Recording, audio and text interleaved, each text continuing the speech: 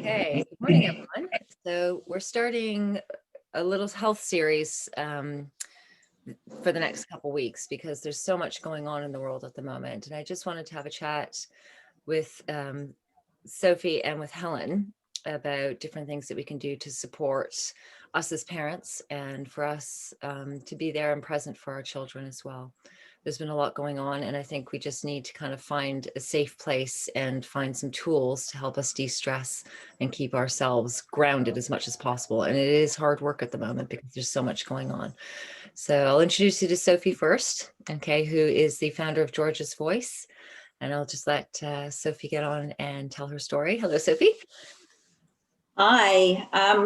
My neighbour has just started drilling, so there might be some background noise. I apologise for that. Sorry, the fire alarm next door keeps going.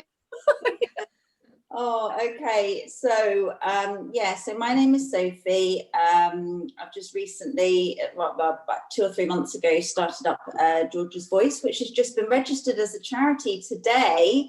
So this is amazing. So George's Voice was set up in memory of my daughter, who she took her own life at the end of the first lockdown. George has suffered with her mental health for quite a long time, since the beginning of secondary school, really. There isn't a lot of support out there for young girls. There really isn't. There's nothing, and I think a lot of it is a lack of understanding, isn't it, with the schools, parents as well, even their friends. And then, so sorry, I'm not very good at this. I've done this Zoom a couple of times. So she was already struggling. She'd had bullying in school. And then with the lockdown, the help that we were getting for her kind of got taken away. And she just felt really alone. You know, she was really, really struggling. Everything just stopped with the lockdown. Everything has stopped. Even though I've found out now through doing the support groups, we can still run face to face. People seem reluctant to do that. So a lot of the counsellors and everything, I don't know if they're being told by their bosses or whatever, but they're not doing it, even though they could do it. So the help for our kids is just stopping. They've got nothing. They've got no routine. They've got, they can't go to work. They can't go to college. They can't, they're just stuck at home. And at that age, it's hard for us as adults, but for teenagers, their friends are everything. Routine is so important for them. Getting out to do things. They live very much in the moment. They can't look forward to the future. They can't think, oh, well, if we just get through this. They live very much in the moment, and every day they're feeling like, oh, I can't cope with this, which is what happened with Georgia. She knew for her mental health, eating well, getting up at a certain time every day, going to bed early, going to the gym, all these things helped her. And then when all of that was taken away, we were struggling to even get her out of bed in the morning, getting her to eat just simple things, having a shower. And then we thought we'd kind of got her through all of that. We got to the very end of lockdown, and we were like, yeah, you've done it. She'd gone for her first night out, and unfortunately a series of events that evening, she ended up where, unfortunately, she did take her own life after we'd thought we'd got her through that really difficult stage. So to start off with, I kind of felt really angry at the lack of help that was out there. Found it hard to focus on anything else. And then the more I talked about it, the more I thought, well, if I don't try and do something, who is going to try and do something? Let's try and help. Let's try and help all these girls that are feeling like that. All of these organisations were coming forward and starting to get hold of me. I was realising that there is actually a lot of help out there, but nobody's aware of it. Yeah. The doctors don't make you aware of it. Nobody says you can go here, you can go there. We were kind of told about, right, Outlook Southwest. Georgia was put on a waiting list. She had to wait. And then I say, when the lockdown came, it was put on the phone, which, like a lot of other girls her age, she found that difficult, talking on the phone. That wasn't overly successful. But they never said, oh, you know, what about Young People Cornwall? What about, they didn't tell us about all these other free organisations, apps that she could use, websites. So I thought to myself, so the original idea was, right, we'll set up some support groups. And I thought, if I can make myself aware of all the help, all the wonderful people that are out there, then we can just pass on this information to the girls so that they don't feel alone. And by creating these support groups, they're putting them in touch with other people that feel the same way that they do, just creating this massive support network for them so they don't feel alone. So they've got the physical support groups that they can go to every week. Each group has an online support group that's there, so they can reach out if they wake up in the middle of the night and they're feeling desperate. But on top of that, I also tell them and put in the groups and give them handouts.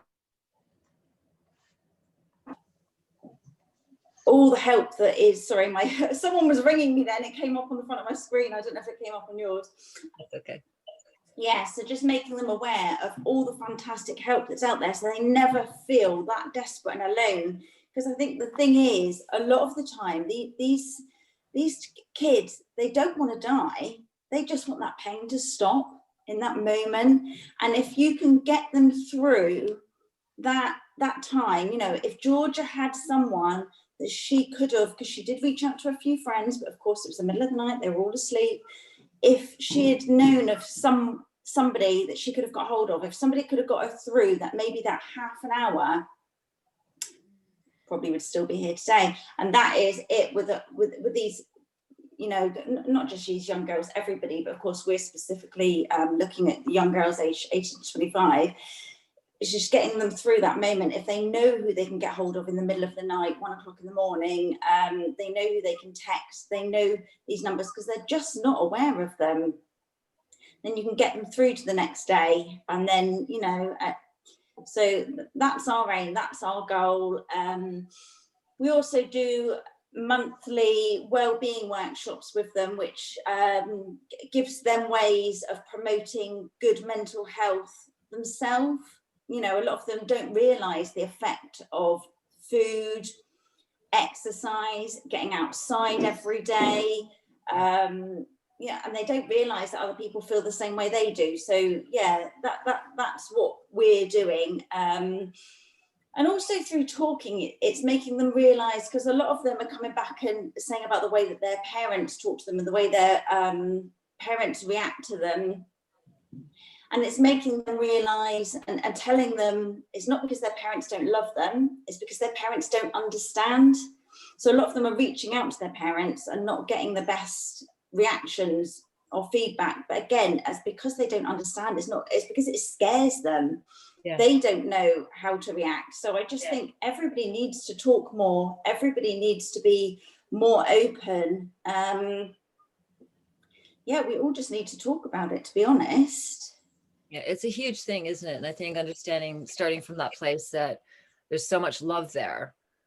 And when you go into that fear that you don't know how to respond, or, you know, that if something is becoming a mental health issue for a child and a parent really doesn't understand not just where that's come from, but what to do, and they feel really helpless about it. And that creates so much more fear. So then that miscommunication just kind of grows into this big fuzzy thing in between, and it sits in that space between, you know, and that's a huge thing, you know, for the adults and for the child, you know, because none of us want to lose our kids. And it's, you know, and it's in those moments, like you say, like most of them actually don't want to die. It's a huge cry for help, that they don't want to be here anymore. But that's not the same as I want to kill myself. They just don't want to feel the pain. Yeah, they just don't want to feel the pain. They just want the pain to stop. Most, not just kids, most people that are taking their own life don't want to die. They just want all of that to go away. They just want it to stop. That's it. So if they'd spoken to somebody beforehand, and you know, there is so much that can be done, that you never ever should feel that that is the only option, because it absolutely is not. And sometimes just talking about it and writing lists and making a plan of how you're going to deal with things, you know, just makes you feel so much better. But people don't, they hold it all in. And yeah, there isn't enough information out there for parents either. They don't know what to do. They need to know about these helplines, and that they can ring, like Papyrus, that there's so many different ones that they can ring and say, you know, my child is struggling, I don't know what to do. So that's another thing that we really want to try and do on the, you know, on our social media pages, is share all of these helplines, text lines, everything, so that parents know where they can go as well. Everybody only really knows about going to the doctors, which isn't, some doctors are fantastic, you know, absolutely, but they don't even always know all of the information. So it's getting the word out there, sharing it, and letting them know that there is places they can go, there is people that they can talk to, there is help out there. Yeah, we have one of our parents who, you know, one of the kids was really struggling, and she was really frightened that she was going to take her own life. And the response was, well, there's an 18-month waiting list. We'll just stick you on the list. So, which obviously is crushing for a parent who's in desperation for their child. So getting this information out there is so vital right now, because, you know, with this third lockdown, you know, this is a huge period of time where we need to kind of band together, get that information out there, and really try to empower our parents and our kids, because there's, like you say, with the nutrition, with those little routines that they can get into, and reaching out for those and having those connections in place. That's massive at the moment. It's really huge. So, Helen, what would you say is the starting place for a parent? Wow. I just want to say, Sophie, you know, the strength and the resilience you've got since what's happened, to be able to talk about it in the way that you have is absolutely massive. And I just want to say, you know, huge respect for you to be able to even come on and talk about that.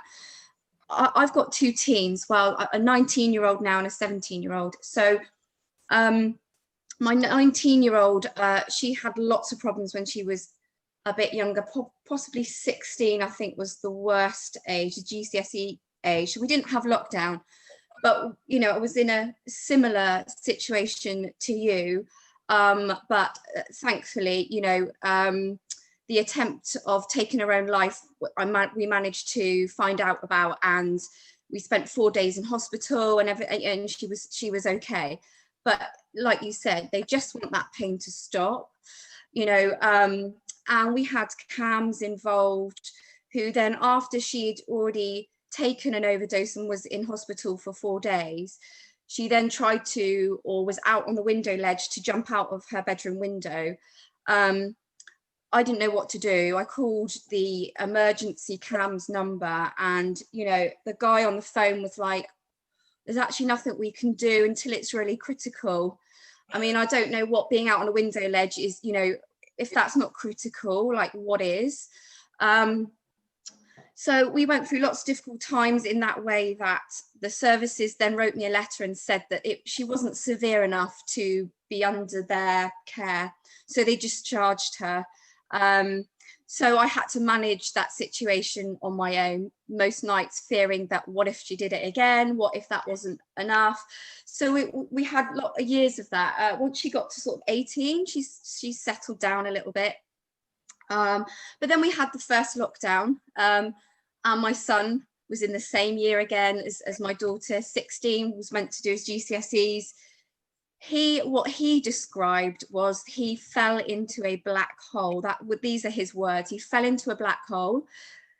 He didn't know how to get out of it, you know. And even though I'd kind of gone through similar with my daughter, I felt like I was totally alone again and didn't know how to deal with this, you know. And I think what he found when I mean, like you said, as parents, we want to help, but the fear almost makes us helpless, that we want to help, but we just don't know how to help. This time around, it was different. Having a boy, having it being locked down, you know, boys don't talk, boys don't tell their friends, they don't, Well, I mean, some do, but mine didn't. He absolutely did not want his friends to know that he was in a dark place. So instead of reaching out, he shut everybody down. He said that the group of friends that he'd been friends with for years were suddenly not his friends. They weren't his people. So I think that was his way of just shutting everybody down, so that he didn't want people to know. So he went into this black hole. He was really outgoing, used the gym all the time. He was about to start college, doing a football academy. So he was really, really active. So I think for him, not having the physical activity was what really plunged him into this darkness. And you even mentioning these support things, I mean, I didn't have a clue that that teens could have this. I didn't know about these apps.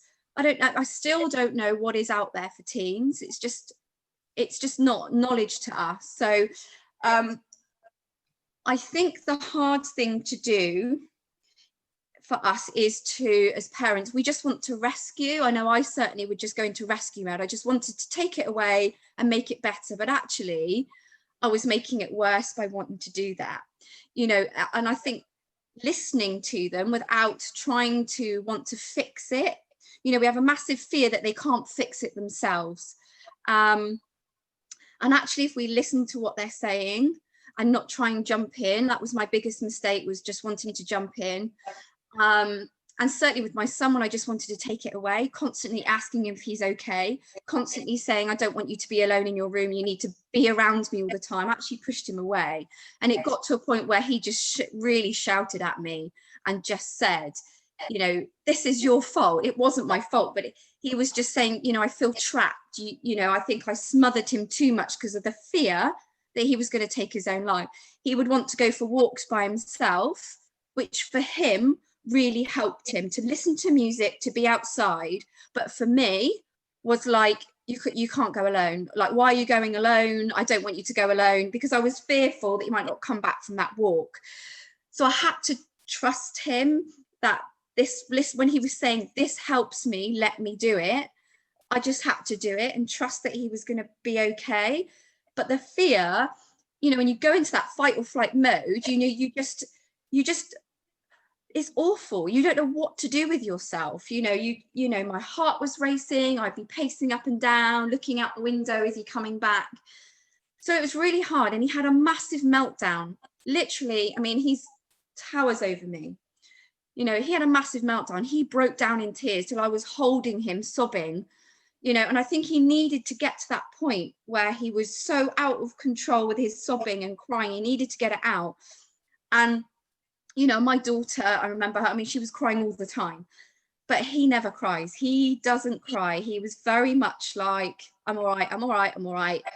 So for me, when I knew that he was on that floor sobbing like a baby, I knew, I was like, right, we're kind of in a good place, because he needed to do that. And, he was doing that thing of don't tell anyone I cried, and I think for him, he said it was a massive realization that actually it's okay to get to that point and for someone to see you so rock bottom. And for him, like he said, I got into that dark hole, that black hole, and to recognize for a boy that actually you can tell people that you're not all right. And then we kind of came out of lockdown. He didn't have his GCSEs. He started college. Now, for me, was the amazing thing that he did was, as soon as he started college, he went straight to his football coach. And for boys in football, he found, like, there's no way you let anybody know that you're not feeling okay. Like he said, the egos and everything like that, for a boy, it was like, you just get on with it. But he went on the first day and said to his coach, I've not been well. I struggled over lockdown. And I have days where I still really suffer from that.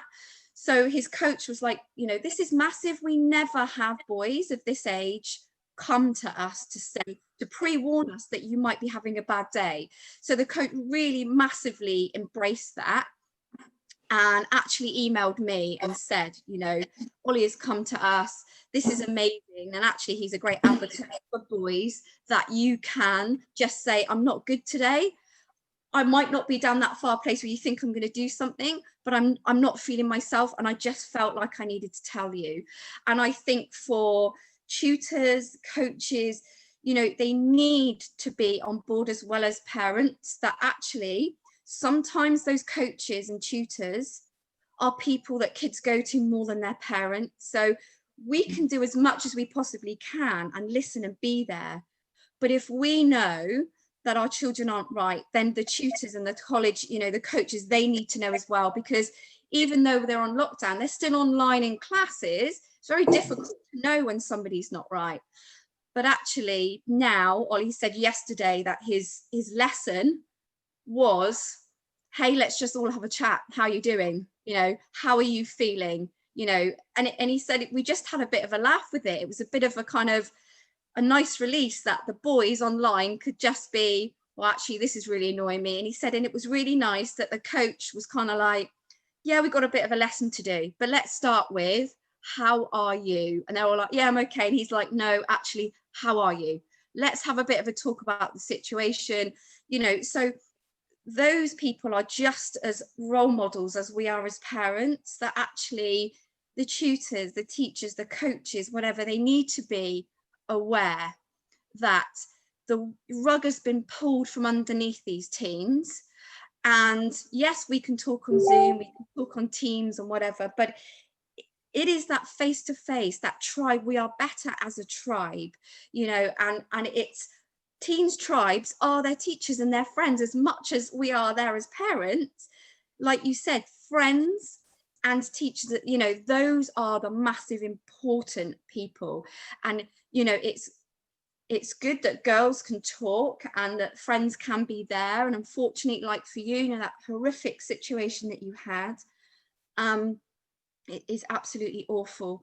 But again, boys are just, they're just not talkers. So I think, you know, as parents, I think the only thing that I found for him that's helped is just saying it's all right to talk, it's all right to be not okay, and that you are not weak, you are not, you know, you know, it doesn't mean you don't have strength to just be able to say I'm not okay. I think that was massive. I mean, me and my son's partner, me and my son's dad aren't together.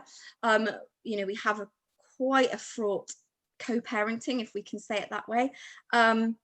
His views are very different from mine. His are, well, everybody's going through this, so just sort yourself out. That was really hard for him. He could, that, you know, that was the door closed straight away. He could not go to another male and say, actually, I'm not all right, because it was like, well, you're being pathetic. Everyone else is getting through this. Why aren't you? You know, it's just an awful closed door attitude to have. So, you know, I as a parent was up against that. Whereas my view is, okay, you're having a bad day. Do you want to talk about it? No, not now. Is there someone you could talk to about it? If it's not me, you know, sometimes we can feel hurt that our sons can't, or children can't come to us. Doesn't mean you're a bad parent. And I think we need to let parents know that just because they don't come to you, you're not doing something wrong. That actually sometimes they just need an outsider, whether it's a tutor, a friend, or, you know, an uncle, or somebody that's the wider. This is why the tribe is so important.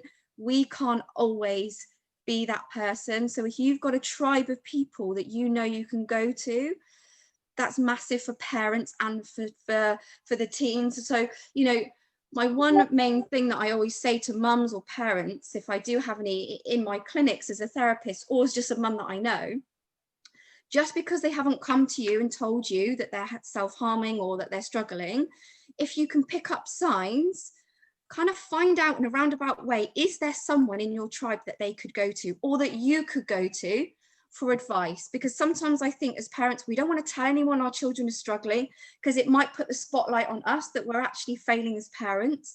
It isn't that, you know. So if we know we can go to someone and say, I'm actually struggling to help my child who's struggling, that's not bad. That's not being a bad parent. You know, we need to reach out to a tribe of people. You know, back in those times, you know, we would be doing that. We would have a tribe of people around us to support each other. And even more now in lockdown, we haven't got that. You know, families don't live close by, you know, work things. We don't have that tribe. So we can try and get that tribe so that we can support ourselves as parents and our children. You know, that is key in this situation where that rug has been pulled and all of us don't know what to do. if that makes sense. And I think those are huge, huge things to talk about as well, because I think all of us, because our social groups have changed so much over the last year, as parents, where we're not socializing normally, at all. And then, well, some people, and then our kids who are very, very isolated at the moment, which is a huge thing. And from the first lockdown, what was really interesting with my daughter is because, teens are very social addicts in terms of being on their phones and screens. And what she came to realize through that first 4 months of that lockdown was that nothing makes up for the face-to-face. And they can spend as much time texting, they can be on Zoom, they can be on WhatsApp, whatever. Nothing makes up for the face-to-face. And that's where the difference is, because we are human beings who need touch, we need connection, and that real connection face-to-face is everything to them. Even if they're just hanging in the park skateboarding or whatever, they're connecting in a way that even if there's no words, the energy is there and they feel the connection to their peers, which is a massive thing, and you can't replace that energy through a screen. You just can't. So that was a huge lesson for her the first time. So that's been a real benefit. And I mean, for us for the whole period of time, because we're co-parenting as well in different houses. And it's just trying to find some sort of balance where we have our little bubble thing going on, where we do want them to have that face-to-face time for their mental health, because that to me is far more important. Doing it in a safe and sensible way, fine, but I would rather come out of this with my children intact than worry about anything else, and being sensible about it includes that, and I think those and allowing the face-to-face groups to happen still has to happen, because it's just too important right now that our, us as parents, like you say, Helen, they don't always want to talk to us. And that's for sure. But having, if they're not speaking to peers, that there is another adult that they can speak to, whether it's in a support group, whether it's a coach, whether it's their music teacher, all of those kinds of things. Like our kids don't have face-to-face online teaching. They've just been assigned homework to teach themselves. So it's not the same across the board, right? So they're being, even through the last lockdown, we went through this whole thing where, nobody knew what was being handed in. So we had to keep constantly following up, but there was no face-to-face teaching happening, even on the Zoom. It's not the same across the board, across the UK, which is another thing. So many, many kids are being lost through the loops of that, while parents are trying to juggle work and trying to juggle more than one child in the home or working from home, and even some of the teachers that are teaching full-time on Zoom in other schools, meanwhile having 2 or 3 kids to teach at home as well. So I mean, the stress across the board is huge right now. That must be so difficult, not with them not having that, because and I think as well, a lot of parents are so scared by all these rules and regulations that they are actually really encouraging their kids to stay in. Whereas I think if you are allowed to go out and meet a friend, encourage them to do that, encourage them to get outside. I think what you've both been saying, what Helen was saying about the tribe and everything, I think, that support network is so important, because the thing is, for every person that you talk to, they will know at least one other person or one other service or something, and it just gets bigger. So for each person, there's like 1 or 2 more people, and you just end up with this huge support network, this huge tribe of people that can help you. I think it's so fantastic, the reaction that Helen's son's coach gave, because if he had had a negative reaction to opening up, he probably wouldn't have done that again, which is what happens with a lot of kids when they try and talk to their parents, and their parents are saying, like you said with your son's father, get on with it. If they get that reaction, they're not going to open up again. But when they get that positive reaction and are told, well done for doing that, this is fantastic, they're going to do it again and again. So this is what people need to learn, is that it is okay, to talk, and encouraging them to talk, encouraging them to open up and say when they don't feel great. That's what they all need to be doing.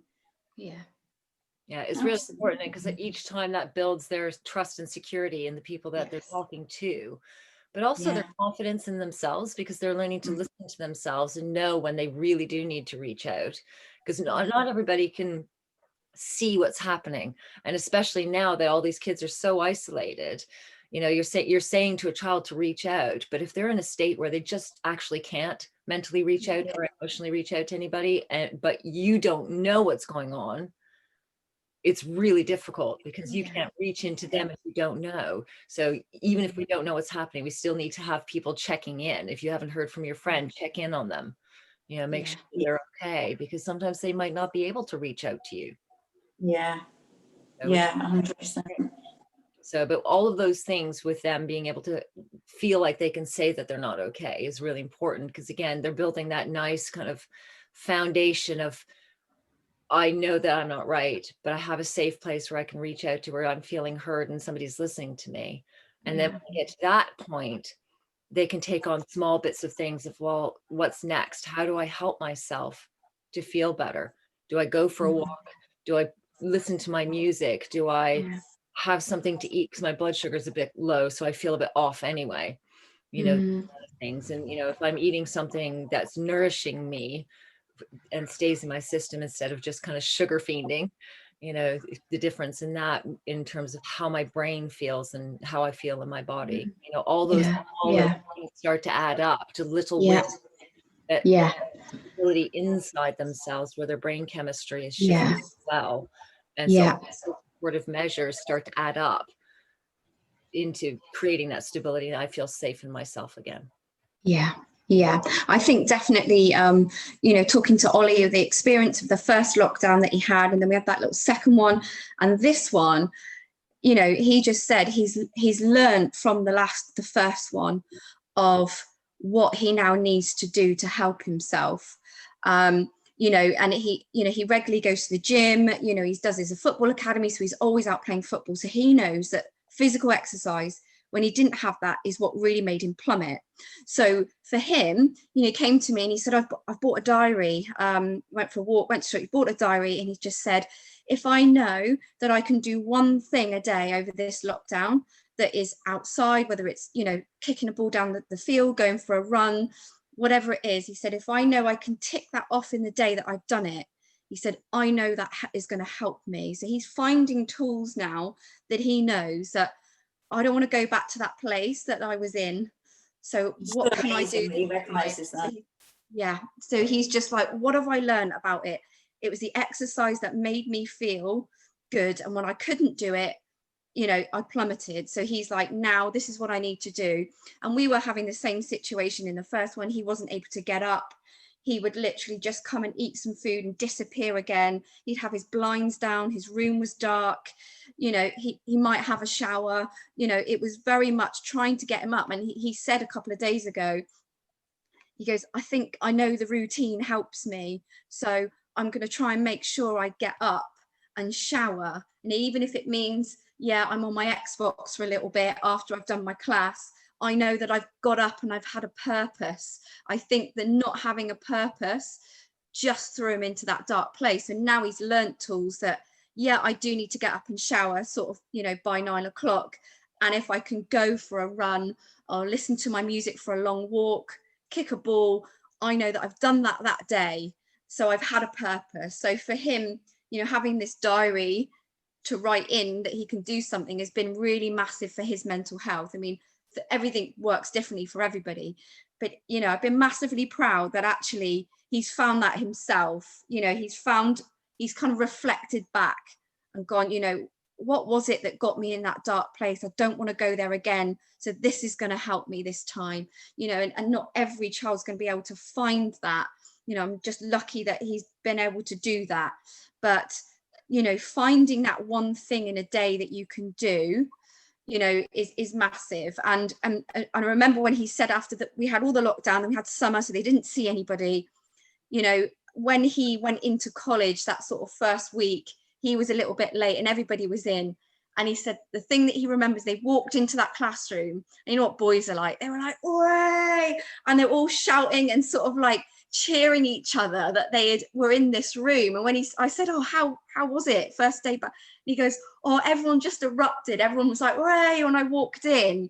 And that is what he remembers of his first term back at college, was all the kids all just stood up and were like, yay, because they hadn't seen him. The others had kept in contact through Xbox games and they kicked a ball about, but that first lockdown, Ollie literally cut them off because he didn't want them to see him low. So rather than them seeing him low, he just made no contact at all, which really worried me. But actually, when he got face to face with him in that classroom, he's kind of out of his comfort zone. I've got to go into class. You know, he said they were all so chuffed to see me because they hadn't heard from him. And that was so nice for him, that face-to-face contact where they were all just erupted and cheered when he walked in and they all just hugged each other. You know, it's just, that is what they need. You know, they need, so, you know, like you said, these face-to-face groups can still go ahead, but people don't know that. We don't know that they're allowed to do that. Yeah, it is really important to get that message out, I think. And I think more than Yes. ever, like through our Facebook, through Twitter, through all the social media, to kind of get that availability out, not like our local groups, we can keep posting on our pages and stuff, but for other parents who might watch this from different parts of the UK or other countries, make sure that in your area, if there are face-to-face groups happening, then get your kids involved, and also to keep the kids talking to each other.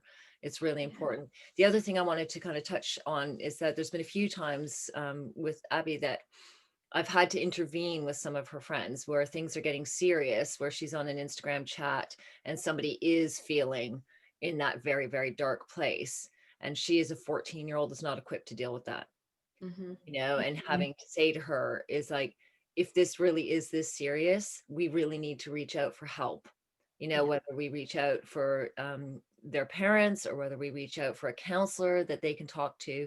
You as a 14-year-old, you are not equipped to deal with somebody who's thinking about suicide, because if they end up doing that, it's not your fault.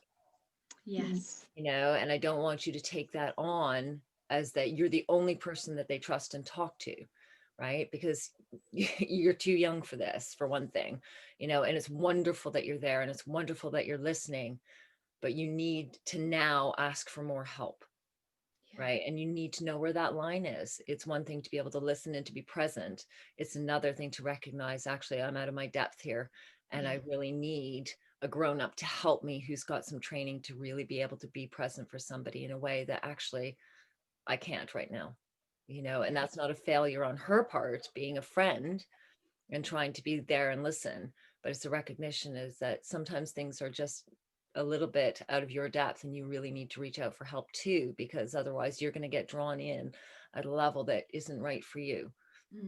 So it's almost that kind of setting a boundary of knowing when to ask for help as a peer, without being scared that, well, if I ask for help, they'll never talk to me again. So, well, if you don't ask for help, they might never talk to you again. No, absolutely. That's so important, because I mean, even in the support groups, some of the things, some of the issues the girls come out with, different things, we don't know how to deal with that. We're just there listening and providing that safe space. And when they want the help, I always just say to them, leave that with me. I'm gonna, I don't know what the right help for you is right now in this moment, but I'm gonna go and find that for you, and I'm gonna get back to you. And that's what we do. We go off, we research, we find that, and then we put them in touch with the right person. So, it isn't always us, but for a lot of them, just coming and being there every week, that helps them so much. But yeah, you do have to know when perhaps you aren't the right person and when extra help is needed. That is so important. Yeah, which is really important. So what would you say for parents? Let's just start with parents for a second before we go back to our kids, that, and things that we're looking for, that are signs that your child has changed. And I mean, for us, like, Abby used to go every sport going, 6-10 hours a week of sport to zero. Right. Which is a big thing. She was a team sport. So she wasn't a solo sport. She wouldn't go running for hours. She wants to play netball. She wants to play rounder. She wants to play all these team games, and having all of that removed was a big thing too. So, but if we talk to the parents to say, well, what are the things that you can do to help de-stress yourself, to be present, to actually see what's going on around you and make yourself a little bit more open and receptive, that your kids can come to you and say, I'm struggling, and have an open answer to say, I might not know what to do, but I'll reach out for help for you and I'll help you. I'll just be here to help you. So what would be the first step for a parent, do you think? I think absolutely what you've just said. I mean, because we do always try and solve it straight away or make them feel better straight away. And actually, we quite often alienate them by doing that. Sometimes when they tell us something, they just want to hear us say, I'm so sorry you feel that way. That must be shit. And sometimes that is enough. So, and then it's just such a relief to them that they're like, you're not going, oh, don't worry about that, blah, blah, blah, and just trying to fix it straight away, or trying to brush it off or make it seem to you what they're talking about might not seem that important, but to them, if they're talking to you about it, if they're upset about it, it is really important in it, yeah. Yeah, this is real. Just You can't listen. Yeah. Yeah, you might not know what to do about it, and it might be that you have to go off and think about it and get in contact with somebody else, or you might not know the answer right there and then, but it's just listening without judgment and without trying to fix. I think that's it. Just knowing that they can always come to you with anything, even if it is something that to you is really small. Just making them feel important and giving them that time. Even if they come to you when they're busy, making that time to talk to them, or saying, I'm in the middle of this right now, I'm going to come and find you in a minute, or just always making that time for them and not brushing them off. Yeah, never being too busy for them, because I mean, we're all like in the middle of different things going on, particularly people working from home and stuff, but being very, if you just give me 2 seconds, I'm going to come and give you 100% of my attention. Absolutely. And what Helen said as well about, this isn't about fixing it for them. This is about giving them the tools and the opportunity to empower them to fix it for themselves, because innately they know what they need. They just might not have a finger on it yet. And if we create that safe space where you're safe, I've got your back, I'm here for you, let's do everything we can to make this work for you. You choose what you think is going to work, because again, that is empowering them instead of running to you for a quick fix, which actually doesn't. It does alienate them, and it does make them feel like, well, I just can't, I'm not capable of doing that, which of course they are. And, trying to just create that space for them to do that for themselves, I think is really important. But how is a parent who is in fear and who is scared to leave the house themselves and is kind of, again, blocking their teen from socializing, how can we get them to that next step to recognize that actually this is a very important time for this age group in development for the rest of their whole lives, And so even though you might have these fears, there comes a point where you actually need to set that aside and recognize that there is something very different happening here, where you need to support them to actually be able to go outside the home and meet up with a friend, or to, go for a walk on the beach, to go skateboarding, or to do something for themselves. Again, being safe and sensible about it. But this is life supporting for them. This is their lifeline. And I think we need to recognize that there's so many different situations that for a parent, they need to do what's right for them in that moment in their family, but also recognize that even though they're scared about things, there are worse things that can happen if they don't engage at this level. Right? Exactly. Yeah. Don't project your fears onto them, because they don't feel the same way. And it's just so important. Whatever they can do, let them do it. They do need to get outside. They do need to have they do need to have some kind of routine to their day. So even if it does scare the life out of you, you need to let them have that time outside, that physical activity. And if they're allowed to meet with a friend, let them do that. It's so important. Mental health is just as important as physical health. It gets neglected so much because you can't see it, but it is just as important. It really is. And everybody's mental health is suffering so much more with all these lockdowns. People that have never, ever suffered with poor mental health before are now, because of everything that's going on. It's so difficult. Yeah. Oh, we're seeing it. We're seeing a lot of it. Actually, this week was, a lot of people crying in my office, and a lot of teachers really struggling because they want to be in the classroom because they see the kids struggling at home, So I think there's a lot of things going on at the moment. So kind of, yeah, bringing it back to that, trying to, what can we do for them at home in terms of a parent, you know, 'cause online we're going to be doing more heart mouth work and breath work, you know, and Helen does a lot of hypnotherapy work for relaxation and stress. So, you know, Helen, what would you add for a parent? Like if they're feeling up here, you know, in terms of just doing some breathings, just to get them in that space where they can hear and be present for their teen and I help them think, take the next step forward. yeah, I think sometimes, especially as parents or you know, mums, we tend to put ourselves at the bottom of the pile. We tend to think we've got to look after everybody else, and that's great, but actually you can be more available for others when you look after yourself. So even though there's so much to do to help teens, you know, the homeschooling, you know, should never ever feel guilty or bad for taking time out for you, because you will, and I've learned from experience, you will learn more ways of coping and dealing with your teens when you look after yourself. You know, when you are fried and frazzled and pulled in all directions and your teen comes to you, you know, you're not in a place where you can, you know, I've been there myself where I've just gone, oh, can we not do this now? Can we not talk about this now? And then afterwards you just think, like, why did I do that? Because I am so up here, my stress bucket is so full that I can't take on someone else's stress bucket. I just, you know, no matter how much you love them, it doesn't mean you don't love them. You are to full capacity. That stress bucket in your mind is overflowing. You can't deal with someone else's problems. So you almost kind of like, oh, I'll just let that go away for a minute. I'm sure they'll be fine, you know. So it starts with you. And I think that's sometimes where we find that guilt. Well, we should feel guilty for looking after ourselves, but you will be more available mentally if you can look after yourself to deal with your teen's issues. Even if you don't know the answer, it doesn't matter. The fact that you can be present, because being present and just listening, trying to not kind of jump in or rescue. So things that I kind of, you know, self-care comes in all sorts of forms. You know, everybody finds self-care in different ways.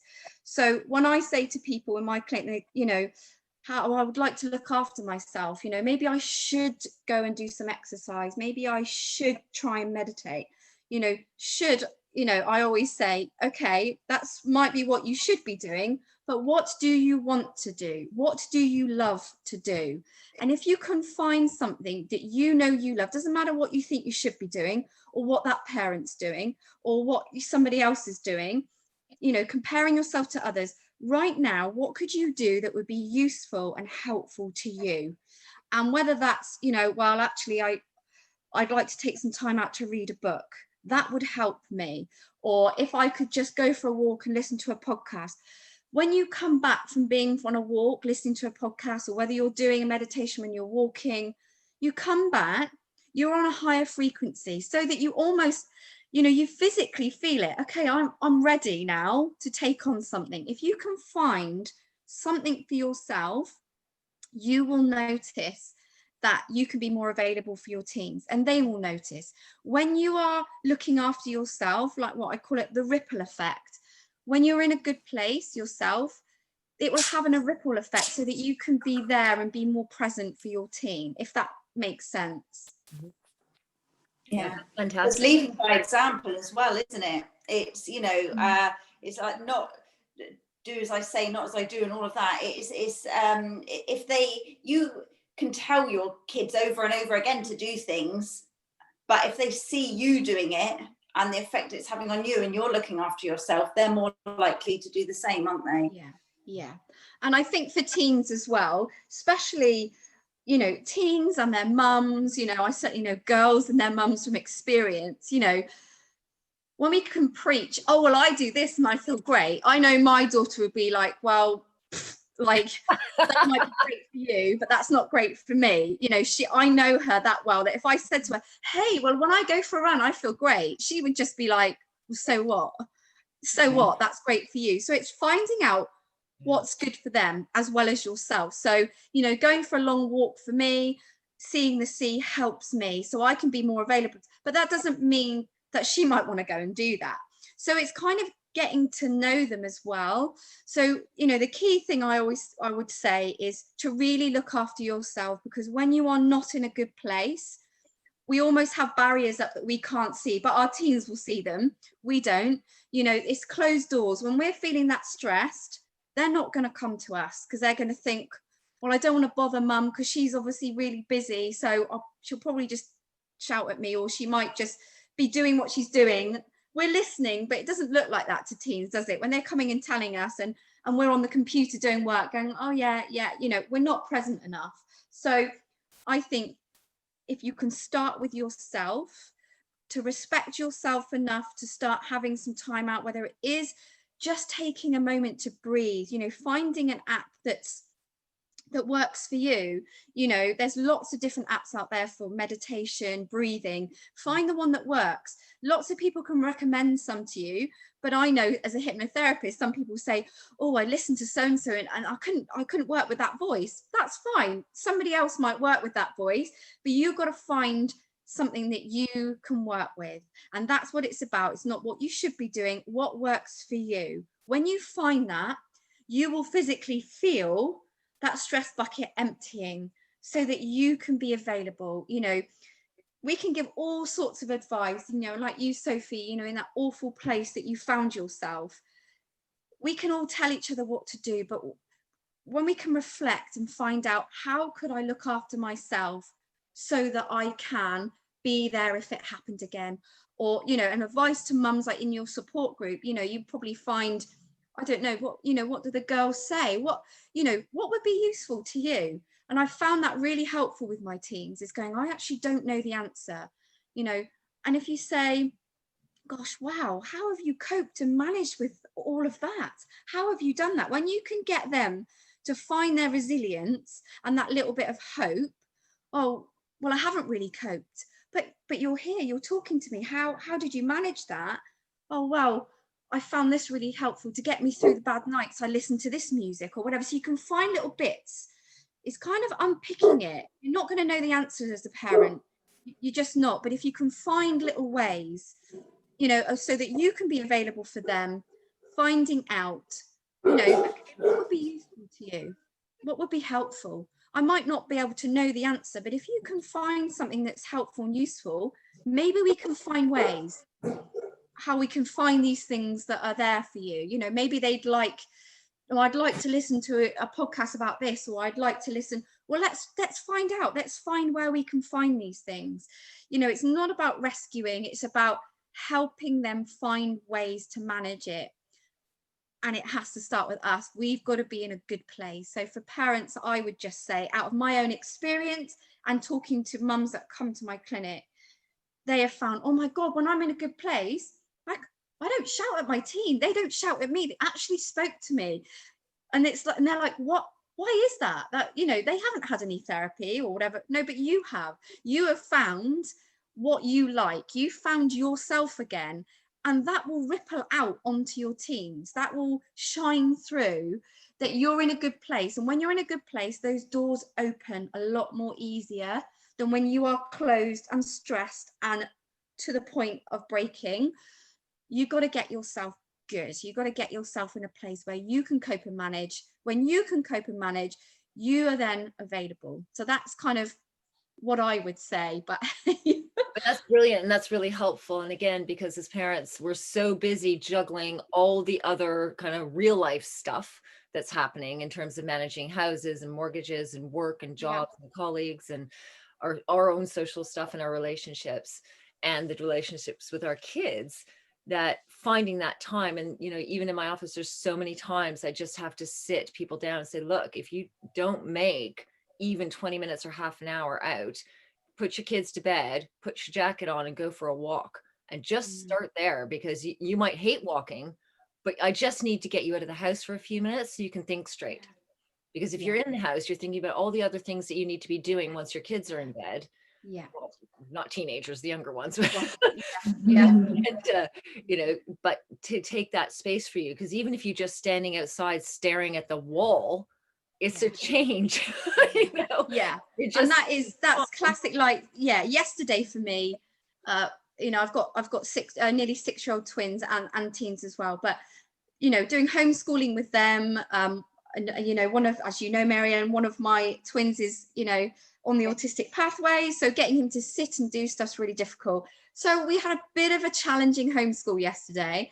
My husband had gone to work, and we finally kind of like got the work that we needed to do roughly, and they asked if they could go on CBeebies app on the iPad. So I was like, yeah, that's fine, you can play some games. So they were doing that. I put my coat on, I sat in the garden and had my tea outside. They were safe, they were fine, but I was like, I just need to be outside. And it was about 5 o'clock, so the sun was going down, it was freezing, but I had my coat and I just drank my tea. And you know what, it was like, well, it was just like someone just given me this boost of a bit of energy. It's like, right, now I can come back in, I can tackle the tea time and bed. I'm all right now. I've just sort of recharged my batteries for 10 minutes. Now I can go back in and I'm okay. It's so like when you can, it's yeah, amazing. when you can start to recognize that you know, this is filling up, just stop. You're like, housework can wait, homeschooling can wait. Just go and do what it is, whether it's, you know, if you don't feel you can go for a walk, you know, for whatever reasons, if you're shielding yourself or whatever, if you've got a garden, if you can just go outside and just listen, just breathe, just listen to, you know, the moment, the rain, you know, the birds, whatever it is. Because, you know, there's lots of studies that show just being outside, how it, you know this, Marianne, you know, it's rewiring those neural pathways, you know, it's getting those good hormones, those good brain waves going, you know, the alpha, theta, all of that. We want these good brain waves to be going just for a moment to reset. And we need to daydream. We need to go for a walk and daydream. We need to be outside and daydream. If we don't daydream, we can feel unwell, you know. So actually daydreaming is important. We need to be just sitting and doing nothing now and again, because that's where we start to find solutions to things. It's like, oh yeah, actually I know what I can do now. But when we're in it all the time, we can't think straight. It's not clear. So stepping outside, whether it's a walk, sitting with a cup of tea outside, you know, whatever it is you can do to just step away from that situation. But also for teens, if they can do that, you know, they can step away from that phone, you know, that iPad, that computer, that Xbox, you know, like my son needs to go for a walk. Last lockdown, I was really twitchy about it. Now, yesterday, he just put his headphones in, he goes, I'll see you in a bit. And he just went, you know, he came back and he was really chatty. We actually sat at the table and he was chatting, you know, rather than a grunt or a, yeah, in a minute, you know, we actually had a conversation. And it's because he went for that walk. He went outside, he came away from that Xbox, walked away, and he came back and he could hold a conversation that, you know, and that meant the world to me. It was like kind of a big tick. He's all right. He's done what he needed to do. He's had that walk.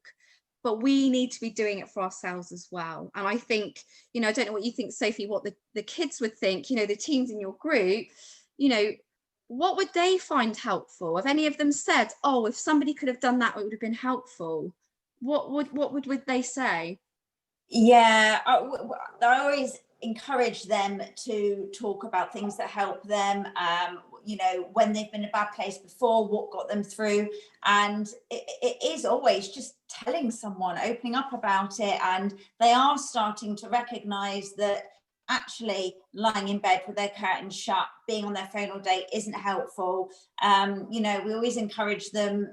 They know being on their phone a lot isn't great for them, but they're really addicted to their phones. Yeah. So it's encouraging them to use their phones in a positive way, you know, unfollowing negative people, following positive, influential people, and sometimes just getting off your social media, even if it's just for an hour a day, and using your phone for what it's meant to be for, picking up the phone and ringing your friend. They feel like they're in touch with their friends because they're on social media and Snapchat all the time, but nobody really talks properly on there. Nobody says what's really going on. It's all, look how perfect my life is. So when you actually pick up the phone and say, how are you? You get a more honest response. So yeah, they are more and more every week opening up about the things that are actually really helpful to them. And now that they all have each other in that group, you know, that's really helpful as well. They're all making friends, you know, they didn't have before, and yeah, learning. Yeah, it's absolutely fantastic. I'm just so glad now that, because we didn't know if we were still going to be able to run through lockdown, but thank goodness we can. Yeah. We're limited on our numbers. We can only have up to 15, but luckily that has been our maximum number. So generally it is always under 15, which so yeah, it's just such a relief that they've got that to look forward to every week, and they love coming, which is great. Oh, that's so good.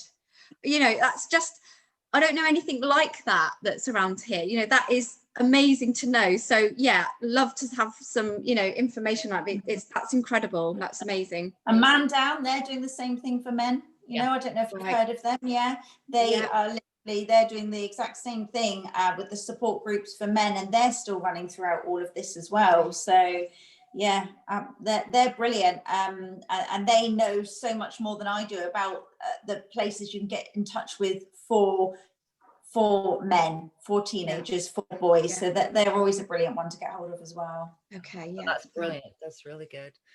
Well, thank you, both of you, because for an amazing discussion, and really such an important discussion, you know, in this time, but in every time, you know, because I think times are really tough at the moment.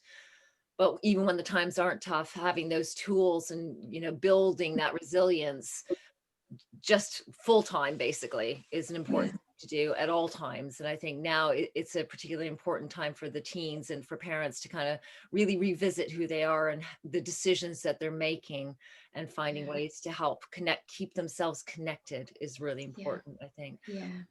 Under this chat, I'll post all of the links that you give me, Sophie and Helen, about where kids can reach out, and also for where parents can reach out to other parents as well, and just be open about it. There is nothing wrong with your kids struggling right now. It's a really shit time for them, you know, and it's a shit time overall, I think, for a lot of people. And I think there's no shame in that at all. You know, the shame is the stigma around reaching out for help. And I can't believe in 2021 that still exists. You know, I would have thought that by now, with all the discussions that we have and how much more open we are as a culture, that wouldn't be such a roadblock for people, but it still is. You know, so we really just still need to kind of keep chipping away at that and just say it's okay to talk, actually. And it's really important for all of us to stay connected, you know, because losing our kids, I don't even have any words to even say what you've been through, Sophie. Is such a massive thing, you know, and what you've done on the other side of that is incredible for all the other kids that you are helping. I'm so grateful for all that you're doing. Thank you so much, and thank you for having us on here and for, you know, doing your bit to raise awareness. That's what everybody needs to be doing. Yeah. So again, all of my colleagues, because we're seeing, I run quite a pediatric practice based anyway, so we see whole families really, and a lot of my friends will be doing similar. So this will have a nice longer reach in different communities for parents to kind of realize that actually there's a lot we can do to help our kids, to empower them rather than smother them. You know, which is a really important thing. So so thank you very much. Thank you. Thank you.